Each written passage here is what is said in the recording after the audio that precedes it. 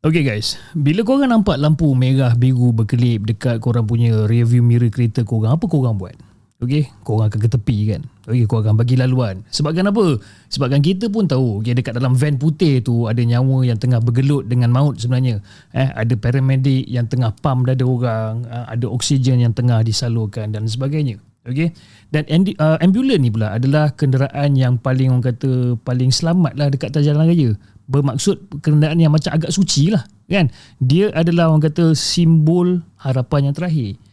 Tapi macam mana kalau aku cakap kat korang, tak semua ambulans bawa orang kata niat murni ni.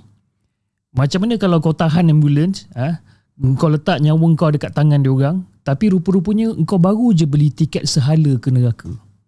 Okey, pada tahun 2024, Oktober 2024, dekat India, dekat Bihar. Okey, negeri tu nama dia Bihar, dekat India, sebuah negeri yang memang terkenal dengan reputasi wild west diorang ni. Undang-undang jalanan, kemiskinan, jenayah brutal. Dan hari ni kita nak bedah satu kes yang buatkan satu negara India ni merusuh dan meludah antara satu sama lain.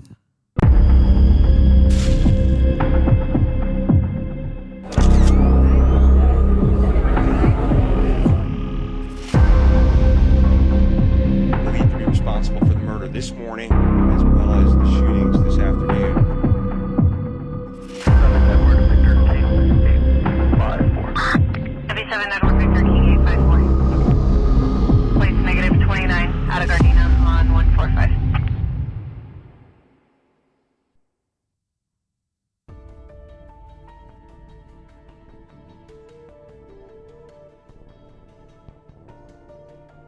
Okay guys, korang kena siapkan korang punya mental. Okay, basically hari ni Rotten X Podcast kita nak cerita pasal Bihar Ambulance Gang Rape.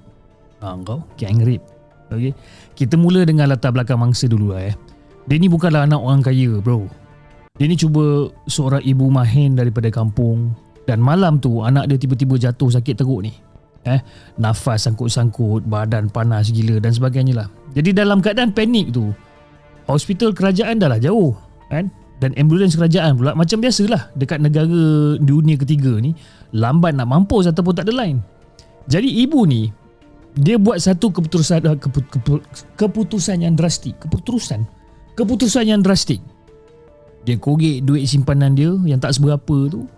Jadi dia pun call lah satu perkhidmatan ambulans swasta pada ketika tu. Jadi korang kena faham ekosistem dekat India ni. Private ambulance mafia ni memang wujud. Diorang memang charge harga Yahudi lah senang cerita waktu-waktu orang tengah terdesak ni. Dan yang paling seram pula, tak semua driver ataupun assistant ambulance ni ada background check polis. Tak ada.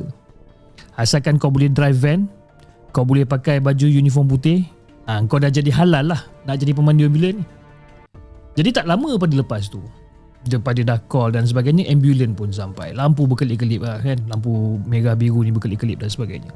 Jadi si ibu ni pun dengan penuh rasa syukur, cium dahi anak dia, angkat anak dia ni masuklah ke ruang belakang ambulans tu.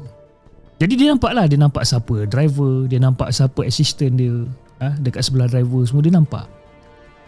Jadi bagi mak budak ni, 2 ekor jantan ni memang adalah orang kata Tuhan ataupun malaikat yang dihantar untuk selamatkan nyawa anak dia ni. Tapi dia langsung tak tahu yang 2 ekor jantan tu adalah setan yang dah mula usah badan anak dia ni daripada atas ke bawah, daripada sejak masuk dekat pintu belakang ambulans ni. Now, bila dah masuk, pintu belakang pun tutup. Boom. Dan ambulans pun mula bergerak kan. Siren bunyi. Bunyi memang orang kata bunyi nyaring lah masa tu. Dan bunyi nyaring tu pula memecah kesunyian malam dekat Patna, Bihar ni. Nama tempat tu lah Patna. Jadi dekat belakang tu, ibu tengah sibuk, tengah peluk anak dia, dan bau ruang dekat bahagian belakang tu kuatlah dengan bau Dettol, bau ubat, bau besi daripada tong oksigen dan sebagainya. Jadi pada mulanya tu guys, perjalanan tu memang nampak normal je pun. Tapi lebih kurang dalam 20 minit macam tu, mak dia dah mula rasa macam ada benda yang pelik sebenarnya. Jadi jalan yang diorang lalu ni makin lama makin gelap guys. Makin lama makin gelap. Tiang lampu dekat tepi jalan pun dah start tak ada. Bangunan dah bertukar jadi hutan-hutan nipis, tanah-tanah kosong. Mak dia sedar, ini bukan highway nak pergi ke hospital besar. Ini adalah jalan kampung. Jalan kampung yang orang kata jalan mati lah, jalan kampung ni. Jadi mak dia ni pun ketuk lah cermin pemisah antara bahagian ruang belakang dengan bahagian driver depan. Dia ada satu cermin kan, dia ketuk, tok tok tok tok, dia ketuk. Bayar, dia cakap kan? Bayar, kenapa ikut jalan ni? Hospital bukan ke arah sana, dia kata. Mak dia cakap itu. Jadi assistant dekat depan tu pun pusing ke belakang. Dia pusing ke belakang, dia senyum. Kak, main jalan memang teruk lah kak, kita ikut shortcut. Jalan utama memang dah teruk sekarang ni kak, kita ikut shortcut. Now, ini assumption aku lah. Bila jantan tu dah senyum, aku berani bet lah. Aku berani bet insting keibuan mangsa tu dah mula menjerit tau. Kau tahu kan, perempuan ni kalau dia ada satu insting, dia akan memberontak, dia akan meronta-ronta. Jadi bila diorang rasa tak sedap hati ni, 99% benda tu memang betul. Tapi dia nak buat apa? Dia dah terperangkap dekat dalam kotak besi bergerak dengan anak dia yang tengah nyawa-nyawa ikan ni. Dan pada ketika tu, mak dia ni, senang cerita macam ni ya guys, mak dia ni memang dah powerless gila babi punya masa ni. Dan tak lama lepas tu, tiba-tiba ambulans tu brake mengejut. Dia brake mengejut, dia berhenti dekat tepi jalan. Kiri kanan dia cuma ada semak samun yang gelap. Dia brake, dia berhenti. Tapi enjin ambulans ni masih hidup ni. Masih hidup. Tapi bunyi siren tu dah dimatikan. Lampu blinker merah biru tu masih lagi pusing, memancarkan cahaya seram dekat sekeliling pokok-pokok yang berada dekat situ. Lampu tu masih lagi pusing. Jadi bila van tu dah berhenti, mak dia ni pun dah jual. Dia kata, bayar, kenapa berhenti? Anak saya tengah sakit ni. Dan 2 ekor setan tu yang dekat depan tu keluar daripada pintu diorang. Diorang jalan perlahan-perlahan pergi ke arah belakang ambulans. Tak, tak, tak, tak, tak. Jadi korang bayangkan bunyi tapak kasut diorang masa tu dekat atas tanah yang berbatu tu macam sampai dekat pintu belakang. Dia buka pintu belakang. Dan masa dia buka pintu belakang tu, senyuman diorang ni berubah jadi kepada muka pemangsa. Driver tu terus panjat naik dekat ruang belakang, disusuli dengan asisten dia. Dan diorang kunci pintu tu daripada dalam. Dia kunci. Korang bayangkan tahap IQ dan juga moral jantan 2 ekor ni. Kau tengah kerja ni, kau pakai baju uniform ambulans, uniform hospital dan sebagainya. Ada patient budak tengah sakit teruk dekat belakang tu. Dan otak diorang ni masih lagi boleh proses nak memuaskan nafsu. Ini bukan manusia bro. Ini adalah seekor babi hutan yang tak sengaja berevolusi memakai seluar. Aku macam, bila aku baca kes ni kan, aku terus macam tak boleh brain tau. Macam mana diorang boleh fikir sampai tahap macam tu sekali. Now guys, dekat dalam ruang ambulans yang sempit tu, bermulalah episod neraka dia ni. Bila driver tu terkam mangsa, si ibu ni cuba melawan lah. Dia jerit lah sekuat hati. Tapi korang rasa dekat tengah-tengah hutan macam tu, dekat jalan mati, dekat area kampung tu, korang rasa ada orang dengar ke? Ada orang dengar ke pukul 1-2 pagi ni? Tak ada bro. Tak ada. Ditambah pula dengan bunyi enjin diesel ambulans tu yang memang dah cukup bising lah. Apa yang diorang buat? Dia koyakkan baju mangsa. Ibu tu menggonta-gonta tu, dia tendang, dia cakar muka jantan-jantan tu. Tapi yelah, kedegat seorang perempuan ni berdepan dengan dua jantan ataupun 2 dewasa yang tengah mabuk nafsu. Kau rasa mak dia ni cukup kuat ke? Kan? Tapi satu part ni yang membuatkan aku rasa macam koyak. Semasa si ibu ni tengah kena ratah, tengah kena layak dan dirogol secara bergilir-gilir ni oleh 2 ekor binatang tu, Anak dia yang tengah sakit ni ada kat sebelah. Anak tu tengah menangis, tengok mak dia menjerit minta tolong apa segala macam ni. Budak tak boleh buat apa-apa bang. Peralatan perubatan, tong oksigen, stretcher yang sepatutnya menyelamatkan nyawa diorang pada malam tu. Malam tu seolah-olah telah menjadi saksi bisu kepada salah satu jenayah yang paling jijik yang berada dekat dalam sejarah India ni. Diorang guna ruang belakang ambulans tu dah macam bilik hotel peribadi diorang weh. Dan segala jeritan mak dia pada malam tu hilang ditelan malam pada ketika tu. Aku tak nak go into detail lah apa benda yang diorang buat Jadi bila 2 ekor jantan ni ataupun 2 ekor setan ni dah puas, diorang rasa macam okay, settle kan. Diorang tak rasa macam alamak, bukan ke kita patut hantar diorang pergi hospital ke apa ke. Tak. Diorang rasa tak bersalah. Diorang buka pintu ambulans tu, diorang tarik si ibu yang separuh bogel ni, yang tengah lemah, yang separuh bogel, yang tengah trauma gila babi ni. Dia tarik ibu dia macam bila masih dalam keadaan macam lemah. Dia bila tarik badan lembik kan, tak ada cerita banyak babe. Diorang tendang terus. Dia panjat balik, dia terus tendang. Boom. Dia terus tendang dia keluar, jatuh dekat atas tanah berdebu ni. Diorang capai anak diorang yang tengah sakit tu, dan diorang campak sekali anak tu dekat tanah, sekali-sekali dengan mak dia ni. Bam, diorang tutup pintu, pergi dekat driver seat, pergi dekat kata co-driver punya seat, masuk gear, tekan minyak, pecut tinggalkan mangsa dekat tepi jalan gelap tu macam buang bungkusan sampah Syul.